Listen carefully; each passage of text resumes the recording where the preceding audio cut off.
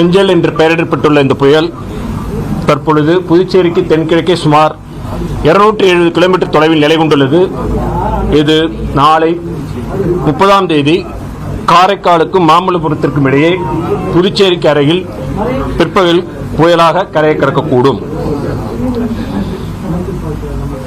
இதன் காரணமாக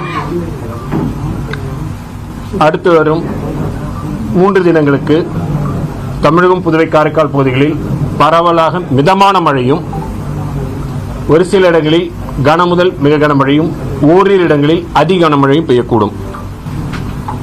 அடுத்து வரும் 24 மணி நேரத்தை பொறுத்தவரையில் டெல்டா மாவட்டங்கள் புதுச்சேரி, விழுப்புரம், செங்கல்பட்டு ஆகிய மாவட்டங்களில் ஓரிரு இடங்களில் அதி கனமழையும், திருவள்ளூர், காஞ்சிபுரம், அரியலூர், தஞ்சாவூர் ஆகிய மாவட்டங்களில் ஓரிரு இடங்களில் கனமுதல் மிக கனமழையும், திருவண்ணாமலை, கள்ளக்குறிச்சி, திருச்சிராப்பள்ளி, புதுக்கோட்டை, சிவகங்கை, ராமநாதபுரம் ஆகிய மாவட்டங்களில் ஓரிரு இடங்களில் கனமழைக்கும் வாய்ப்புள்ளது.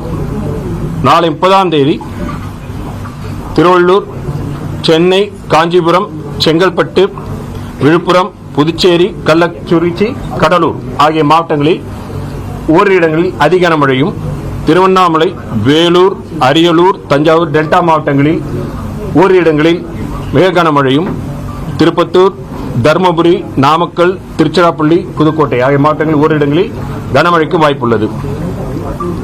தரைக்காற்று எச்சரிக்கை பொறுத்தவரையில் இன்று முதல் நாளை வரை வட தமிழக கடலோர மற்ற அதனை ஒட்டியுள்ள பகுதிகளில் நாகப்பட்டினம், மயிலாடுதுறை, கடலூர், விழுப்புரம், செங்கல்பட்டு, காஞ்சிபுரம், சென்னை, திருவள்ளூர் மாவட்டங்களும், புதுவை மற்றும் காரைக்கால் பகுதிகளில் பலத்த தரைக்காற்று மணிக்கு 50 முதல் 60 கிலோமீட்டர் வேகத்தில், அவ்வப்பொழுது 70 கிலோமீட்டர் வேகத்திலும் வீசக்கூடும். நாளை புயல் கரையை கடக்கின்ற பொழுது சூறாவளி காற்றானது மயிலாடுதுறை, கடலூர், விழுப்புரம், செங்கல்பட்டு, காஞ்சிபுரம், சென்னை, திருவள்ளூர் மாவட்டங்களிலும், புதுவை பகுதிகளிலும் மணிக்கு 70 முதல் 80 கிலோமீட்டர் வேகத்திலும், அவ்வப்பொழுது 90 கிலோமீட்டர் வேகத்திலும் வீசக்கூடும். மீனவர்கள் அடுத்து வரும் 2 தினங்களுக்கு கடலுக்குள் செல்ல வேண்டாம் என்று அறிவுறுத்தப்படுகிறார்கள். வடகிழக்கு பருவமழை பொறுத்தவரையில் கடந்த அக்டோபர் 1 முதல் இன்று வரையிலான காலகட்டத்தில் தமிழகம், புதுவை, காரைக்கால் பகுதிகளில் பதிவான மழையின் அளவு 351 மில்லிமீட்டர். இந்த காலகட்டத்தின் இயல்பு அளவு 350 மில்லிமீட்டர். இது இயல்பை ஒட்டியுள்ளது. அடுத்து இந்த பெஞ்சல் புயலின் நிலை குறித்து ஃபோர்காஸ்ட் செஞ்சதில் அப்பப்போ உங்களுக்கு மாற்றங்கள் இருந்ததாக சொல்லப்படுகிறது. அதை பற்றி சொல்கிறோம். 26 முதல் 27 தேதி வரை பார்த்தபொழுது முன்னாடி நம்ம சொல்லிட்டு இருந்தோம், எந்த காற்றழுத்த தாழ்வு மண்டலம் அல்லது குறைந்த காற்றழுத்த பகுதி வலுப்பெறக்கூடும் என்றால் வளிமண்டலத்தின் கீழ்ப்பகுதிகளில் காற்று குவிதலும், மேல் பகுதியில் விரிவடைதல், நடுப்பகுதியில் காற்று அதற்கு செல்லக்கூடிய மாய்ச்சர், இது போல பல ஃபேக்டர்ஸ் இருக்கக்கூடிய சூழ்நிலை பார்த்துருக்கிறோம். நம்ம இப்போ 26 முதல் 27 தேதி வரைக்கும் அந்த படத்தில் பார்த்தீங்கன்னா இன்க்ரீஸ் ஆகிட்டு இருந்தது. 27 முதல் 28ஆம் தேதி குறைந்தது, காற்று கீழ்ப்பகுதியில் குறைந்து தொடங்கியது. 28 முதல் 29 வரையான காலகட்டத்தில் இன்று அதன் பிறகு தொடர்ந்து கீழ்ப்பகுதியில் காற்று குவிதல் அதிகரித்துள்ளது. மேலும் வளிமண்டலத்தின் மேல் பகுதியில் காற்று விரிவது தொடர்ந்து நிலை பெற்றிருந்தது. விண்ட் ஷேர் என்று சொல்லக்கூடிய காற்று முறிவானது இந்த பகுதியில் குறைய துவங்கியுள்ள காரணத்தால் 29 நேற்று முதல் இன்று வரையான காலகட்டத்தில் குறைய துவங்கியுள்ளது.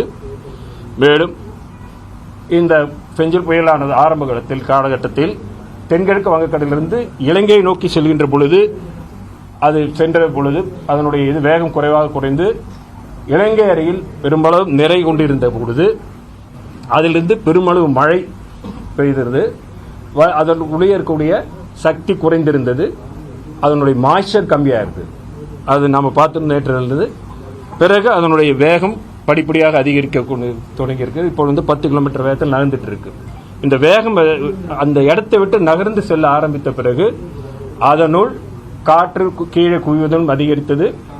மாய்ச்சர் இன்கர்ஷன் நடந்ததுக்கு இதன் காரணமாக மீண்டும் புயலாக வலுப்பெறுவதற்கு வாய்ப்பு இருந்ததுனால நாம அதை சொல்லி இருந்திருக்கிறோம். இதுதான் ஓகே.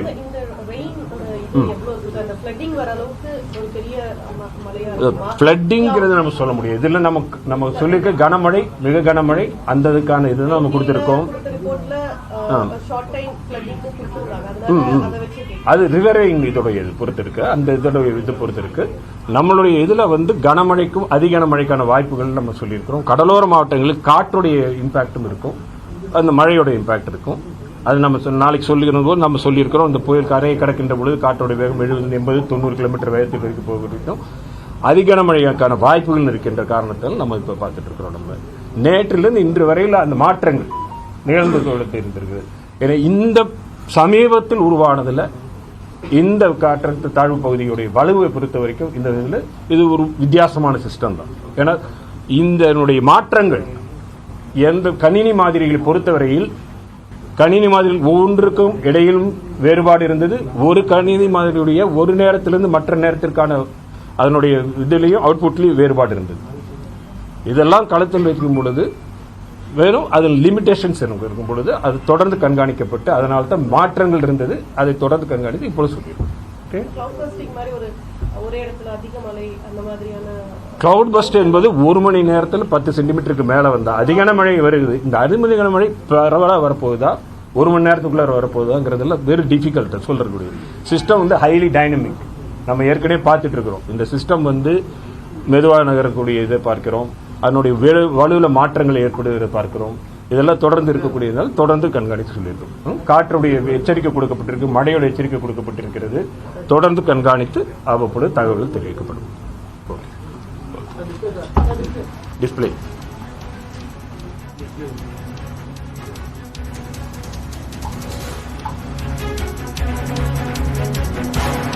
மேகக்கூட்டங்கள் நல்லா பார்க்குறோம். நல்ல கான்சன்ட்ரேட்டட் டென்ஸ் கிளவுட் பார்க்குறோம்.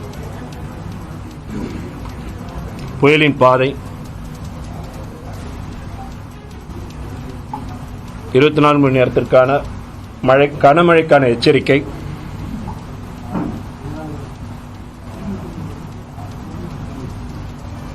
நாளைக்கான கனமழைக்கான எச்சரிக்கை, தரைக்காற்று முன்னாடி சொன்ன மாதிரி 29ஆம் தேதி இன்று 50லிருந்து 60 கிலோமீட்டர் வேகம், நாளை 70 முதல் 80 கிலோமீட்டர் வேகத்தில் இருக்கக்கூடியது.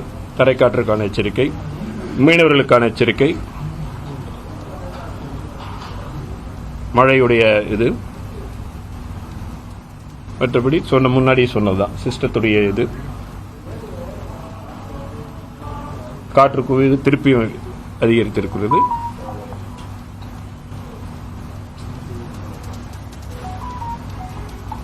மேல்புறத்தில் வளிமண்டலத்தில் மேல்புறத்தில் அந்த சிஸ்டத்தில் இருக்கக்கூடிய அந்த டைவர்ஜென்ஸ் நேற்று அந்த மாதிரி பார்த்தோம். நம்ம நார்த் ஈஸ்ட் டைரக்ஷனில்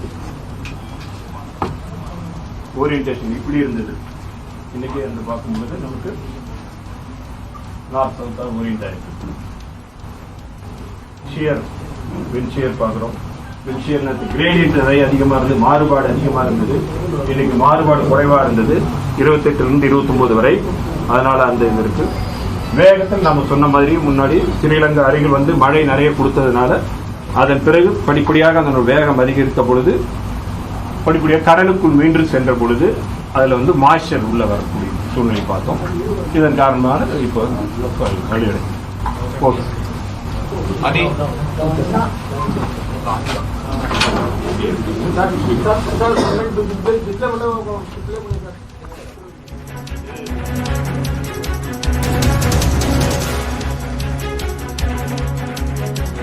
சென்னை, திருவள்ளூர், செங்கல்பட்டு, காஞ்சிபுரத்தில் நாளை அதி கனமழைக்கான ரெட் அலர்ட் விடுக்கப்பட்டிருக்கிறது. சென்னை வானிலை ஆய்வு மையத்தினுடைய தென்மண்டல தலைவர் பாலச்சந்திரன் அளித்த அந்த நேரலை விவரங்களின் அடிப்படையில் பார்க்கும் பொழுது நாளை பிற்பகலில் பெஞ்சல் புயல் கரையை கடக்கும் என்ற அந்த அறிவிப்பை அவர் வெளியிட்டிருக்கிறார். மிகுந்த மாற்றங்களுக்கு உள்ளான ஒரு புயலாக இந்த பெஞ்சல் புயல் இருந்திருக்கிறது என்றும் குறிப்பிட்டிருக்கிறார். அதனுடைய வலுவிலும் பல்வேறு மாற்றங்கள் ஏற்பட்டிருக்கின்றன, அதனுடைய வேகத்திலும் பல்வேறு மாற்றங்கள் ஏற்பட்டிருக்கின்றன. கணிப்பதற்கு மிகவும் கடினமான ஒரு புயலாக இந்த பெஞ்சல் புயல் இருந்திருக்கிறது என்ற அந்த தகவலையும் அவர் பகிர்ந்திருக்கிறார். இது கரையை கடக்கும் பொழுது சென்னை, திருவள்ளூர், காஞ்சிபுரம், திருவள்ளூர், மயிலாடுதுறை உள்ளிட்ட மாவட்டங்களில் 70லிருந்து 80 கிலோமீட்டர் வேகத்தில் காற்று வீசக்கூடும். சில நேரங்களில் 90 கிலோமீட்டர் வரைக்குமே அந்த காற்றின் வேகம் இருக்கும் என்ற அந்த தகவலையும் அவர் பகிர்ந்திருக்கிறார்.